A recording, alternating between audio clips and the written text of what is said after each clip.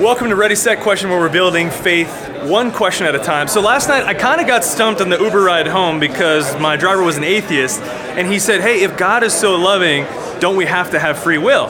And I fell for the bait and I said, yeah, I think we do. And he goes, well, what about heaven? There's no sin in heaven, so that means we don't have free will. And then I run into my new buddy today. Tell me your name, man. Hey guys, I'm Tim Stratton with Freethinking Ministries. So what would you say to something like that? Well, I would agree with your Uber driver that for true love, we do need to have free will, what I call libertarian free will. And I think that's why God created us with libertarian freedom, because he desires a true love relationship with us. I mean, Jesus made it clear. He summed up everything, summed up the entire law in two simple and easy to remember commands.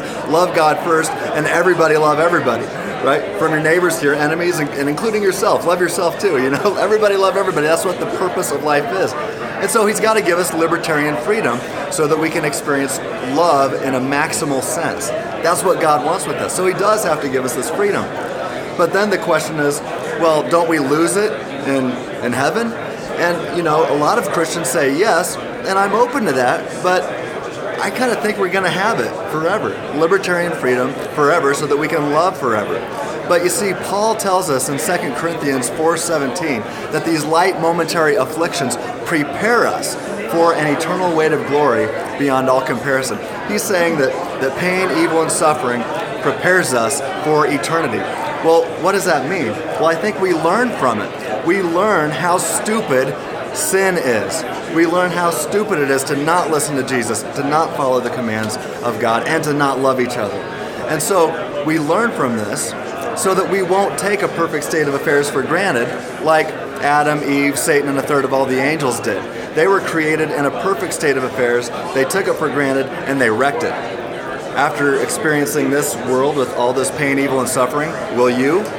I, for one, will not. I will enjoy a perfect state of affairs because I've learned from evil, pain, and suffering, and I've learned how stupid it is to not love everybody all the time. Those in heaven will be committed to loving each other and God for eternity. So I think we learn from that. We're not going to lose our libertarian freedom in heaven. And I'm open to some models that say that you do lose the ability to sin, but we still have libertarian freedom to choose between goods. But I recommend an article. When you mean good, you mean two options that are equally good. Equally good. Yeah, so that's still libertarian freedom. Absolutely. But I have an article on freethinkingministries.com called Free Will in Heaven, ? And I'll put a link in the description of this video. Yeah. Great. That works. All right. Well, thanks, man. I appreciate it. Thank you, Willie. Yeah. Good to meet you. All right. One question at a time.